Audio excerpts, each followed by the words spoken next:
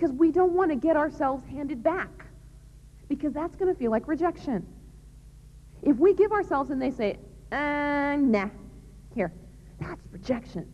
And even if it's not logical to feel rejected, we do. We feel horribly rejected because we gave ourselves completely and we feel like we were rejected completely.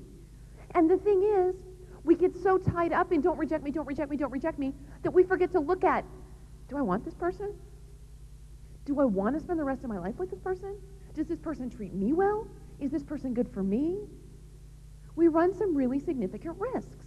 I mean, think back about 2 years ago. Was there somebody 2 years ago that you liked? Maybe you even went with, and now you look back and you go, ugh. See, nobody can admit that now they'd make a bad decision, but everybody can admit that maybe 2 years ago they weren't quite so smart. That's what we're talking about. When we allow that bond to form in unmarried relationships, we run two risks. The first is the risk of marrying the wrong person. People say, oh, you'll know in your heart when you're in love, and you'll feel in your heart when it's right and you're in love. That's ridiculous. That's stupid. I mean, sure, you got to feel it in your heart. You got to be a little enthused about this. It can't just be, well, the computer says you would be an appropriate marriage partner, so I suppose that will be all right, and please let me know where to be, what time, and I'll be there, whatever. But you also need to use your brain. You need to ask some questions. Will this person be a good partner? Will they be a good parent? Ask yourself this. Can I stand the thought of my children turning out exactly like this person? Exactly like this person. Because they will. There's no two ways about it. Your children will turn out like this person. Does this person have sexual self-control? Do you want to marry someone who's never said no to sex? I don't, because I watch soap operas.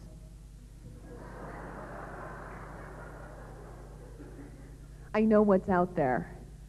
And what's out there is a lot of really beautiful women willing to do things I prefer you didn't do. And when I'm about 8 months pregnant and haven't seen my feet in several months, and I'm not terribly available, I don't want to worry when he's on a business trip. You got to ask these questions with a clear mind. And when we've invested ourselves, when we've given ourselves, we aren't clear. We aren't thinking clearly. We're not free to decide. Now, the flip side, the second risk, and I think the more serious risk, is that some people say, ooh, a bond, cool. That's exactly what we want, because we're 16 years old, but we're absolutely for positive, sure, getting married. But first we have to go to separate colleges and separate cities and separate states and separate countries on separate continents. But if we have sex, then there will be a bond, and it will span the Atlantic and keep our love alive, and when we're 25 and have our BMWs and our MBAs, we'll get married. Does it work that way? No. Why? Simple. Sex doesn't say, I'm really hoping to spend the rest of my life with you, and I really think we can, and I think we have a good chance. Sex says, I give myself to you now.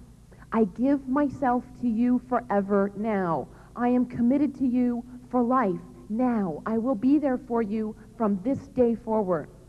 People say, oh, but no, our relationship is really committed. What's a committed unmarried relationship? I promise not to date anyone else until I dump you. Oh, now, there you go. That's security. What happens is there's a dual language going on here. The relationship is saying one thing, and the body is saying something very different, and the heart is hearing something very different.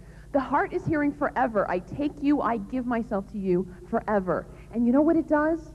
It causes tension. It causes trouble. It puts pressure on the relationship. I told you, I really believe that high school students, college students can be in love, and they can love very, very deeply. But when sex enters the equation, it puts pressure on that relationship. It puts pressure on that love, and it can destroy what could have been a good relationship because of this unevenness.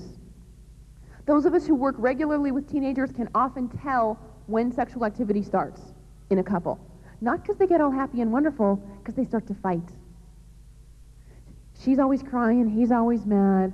They're always holding hands, but they're never very happy about it. It's this pressure that it puts on the relationship. And you know, I have never seen a relationship benefit, an unmarried relationship benefit from sexual activity. Never. I've never seen them get better. I've never seen them get stronger. I've never seen them get healthier as a result of sexual activity beginning in an unmarried relationship.